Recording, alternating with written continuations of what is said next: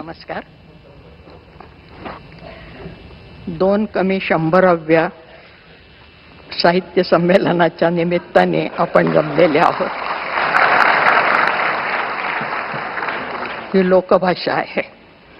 98व्या मराठी साहित्य संमेलनाच्या निमित्ताने आपण जमलो, ही अभिजात भाषा आहे. आणि आपण सगळी मंडळी या निरनिराळ्या बोलींच्या मधनच बोलत आलेले आहोत. आणि या सगळ्या बोलींचं संमेलन म्हणजे अखिल भारतीय मराठी साहित्य संमेलन आहे असं आपण म्हणू. या संमेलनाचं उद्घाटन सन्माननीय देशाचे पंतप्रधान करत आहेत. ही आमच्या दृष्टीने फार आनंदाची गोष्ट आहे. या संमेलनाचे स्वागताध्यक्ष आमच्या महाराष्ट्राचे जाणते नेते असं ज्यांना आम्ही ओळखतो ते शरदचंद्रजी पवार. संमेलनातला आवर्जून उपस्थित राहिलेले महाराष्ट्राचे मुख्यमंत्री नागपूरहून खास आले, म्हणजे पुन्हा विदर्भातनं आले. असा सगळा महाराष्ट्राचा कानाकोपरा इथे जमलेला आहे.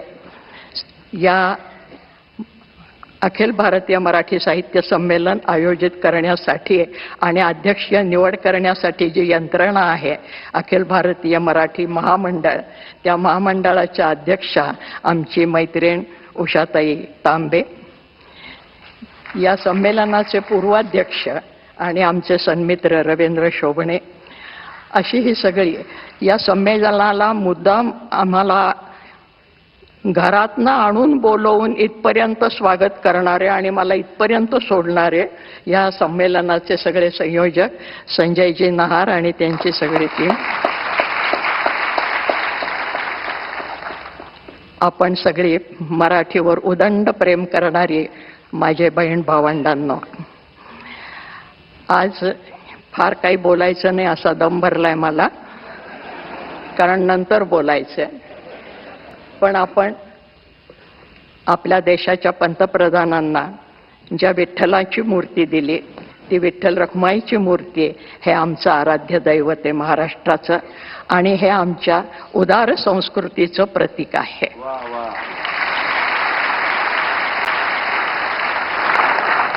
कारण हा विठ्ठल आला कुठून? कानडावो विठ्ठलू कर्नाटको, कर्नाटकातनं आला, महाराष्ट्रामध्ये स्थिर झाला आणि आजही वारीसाठी जी मंडळी येतात ती नुसती मराठी मंडळी नसतात.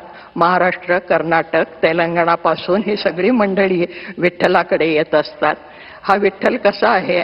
मराठी माणसासारखा साधा आहे, कष्टकरी माणसासारखा. कांबळ खांदी वाहन पायी डोईस मुंडासे, श्यामल रंगी सान रूपते साधेपण भासे. आत्ताच आपण मूर्ती पाहिली. गोऱ्या रंगाची त्याला हौस नाही, सावळाच आहे तो. आणि सावळा नुसता नाही, काळा सावळा आहे सगळा. महाराष्ट्राला जो रंग आहे त्या रंगाचाही अभिमान आहे. असा हा विठ्ठल, तो सर्वांना सामावून घेणारा. त्याचे भक्त जर तुम्ही पाहिले तर सर्व जाती जमातीचे भक्त त्याच्या पायाशी जाणारे आहेत. त्याच्यात सर्व व्यवसाय करणारी मंडळी आहेत, सुतारे, लोहारे, चांभारे, गावकुसाबाहेरची मंडळी आहेत, उच्चवर्णीय आमचे एकनाथ महाराज आहेत आणि सगळ्यांचे शिरोमणी ज्ञानेश्वर महाराज आहेत, ज्यांचं पसायदान आपण ऐकलं. या प्रत्येकाने मराठीची स्तुती केलेली आहे, हे आपल्याला माहीत आहे. माझा मराठाची बोल कवतुके परी अमृतातेही पैजा जिंके, असं म्हणणारे ज्ञानेश्वर महाराज. संस्कृत भाषा दैव्य केली, प्राकृत काय चोरापासूनही आली, असं ठणकावून सांगणारे आमचे एकनाथ महाराज. तेव्हा ही अभिजात मराठी झाली, त्याचं पायाभरण करणारी ही सगळी मंडळी आहेत. आणि ज्या वेळेला महाराष्ट्रामध्ये शिवाजी महाराजांनी राज्य स्थापन केलं त्याचे विश्लेषण करत असताना महाराष्ट्रामध्ये शिवाजी महाराजांनी राज्य कसं स्थापन केलं त्याचं विश्लेषण आमच्या न्यायमूर्ती महादेव गोविंद रानड यांनी असं केलेलं आहे की संतांनी शिवाजी महाराजांच्यासाठी भूमी निर्माण केली होती. कारण मराठी भाषा जी टिकवली ती संतांनी टिकवली. भाषा ही प्रत्यक्ष जीवनात असावी लागते, कारण भाषा ही एक जैविक अशी गोष्ट आहे, जिवंत. जर भाषा बोलली तर ती जिवंत राहते, नुसती पुस्तकातनं आणि ग्रंथातनं ती जिवंत राहत नाही. म्हणून भाषा ही जैविक आहे. आणि महाराष्ट्राला सातत्याने पांडुरंगाचं स्मरण मराठीतनं करायला लावणारी ही भाषा संतांनी जिवंत ठेवली आमच्या. आणि आमच्या या संतांच्या मध्ये मुद्दाम आवर्जून सांगते की मराठी साहित्याचा उगम कुठे झाला, अमुक साली शाळा निघाली आणि माणसं शिकायला लागली, हे आमचं आधुनिक पांडित्य झालं. ज्या दिवशी आईने पहिली ओवी आपल्या बाळाला म्हटली असेल त्या दिवशी मराठी भाषा जन्माला आली.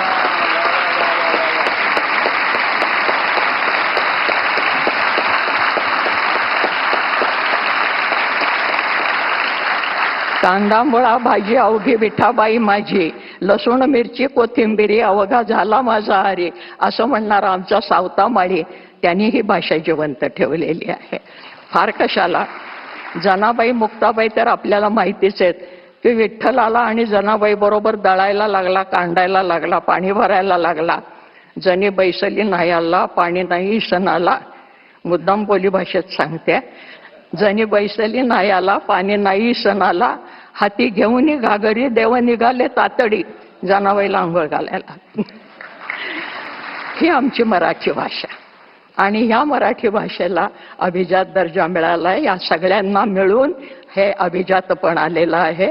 जास्त आत्ता बोलत नाही, पण आमचा हा विठू सगळ्यांना आपल्या पदराखाली घेणारा आहे, आपल्या सावलीखाली घेणारा आहे.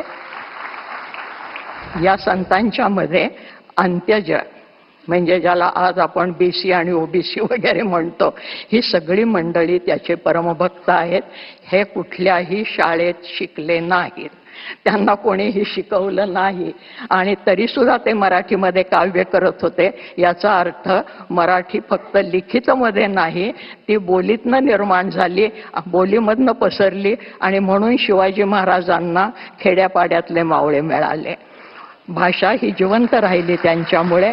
आणि भाषा हे संस्कृतीचं बलस्थान असतं. कुठलीही भाषा आजही जगाच्या पाठीवर कुठेही हिंडत असलो, आणखीन मराठी शब्द ऐकायला आला तर आपण चमकून बघायला लागतो, तुम्ही नागपूरचे का, तुम्ही महाराष्ट्रातले का.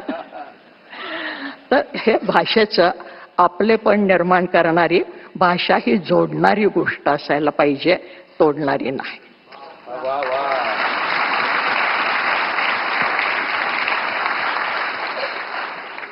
पंतप्रधान महाशय हे महाराष्ट्राचं प्रतीक म्हणून आपल्याला दिलेलं आहे की ही भाषा जोडणारी आहे. याच्यापेक्षा आत्ता मी जास्त बोलत नाही, कारण संत साहित्याने आम्हाला हे शिकवलंय. पण अंत्यज स्त्रिया सुद्धा आमच्या बोलत होत्या, आणि आज ज्याला आम्ही पुरोगामी म्हणतो, आणि कोणी कोणी उपहासाने पुरोगामी म्हणतात, ते पुरोगामी काही म्हणू देत, पण खरोखरच आमचे संत हे पुरोगामी आहेत. त्याचे उदाहरणं जात पात पक्ष पंथ स्त्री पुरुष भेदाच्या पलीकडे. त्यामुळे स्त्री अध्यक्ष झाली हा महत्वाचा मुद्दा नाही, गुणवत्ता हा महत्वाचा मुद्दा आहे.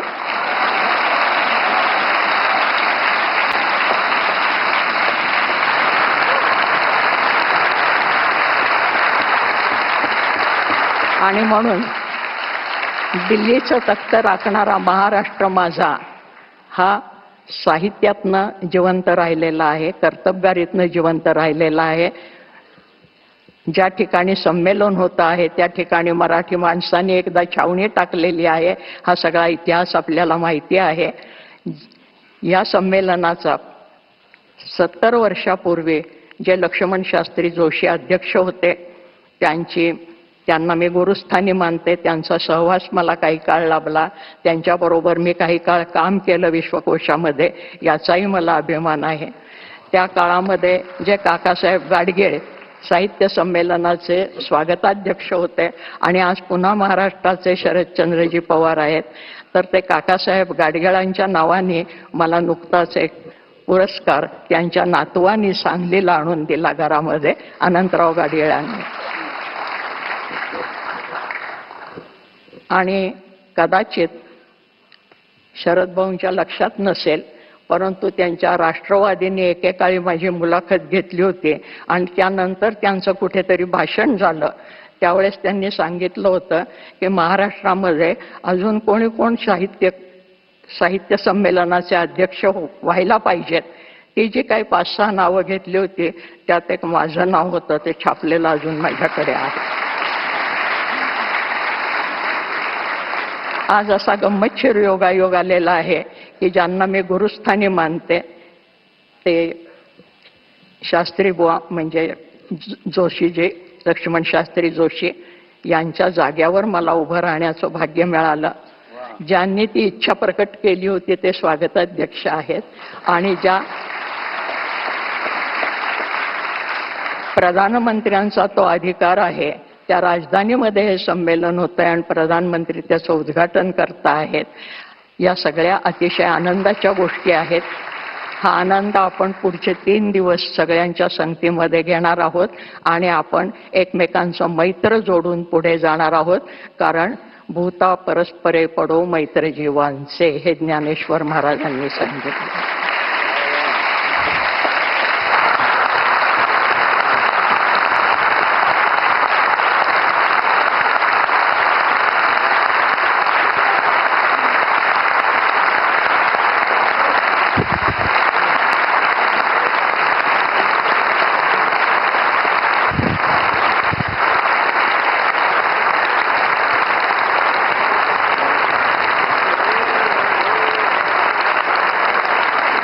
साक्षात मराठी शारदेने आपल्याशी संवाद साधल्याचा भाव सगळ्यांच्या मनात आहे.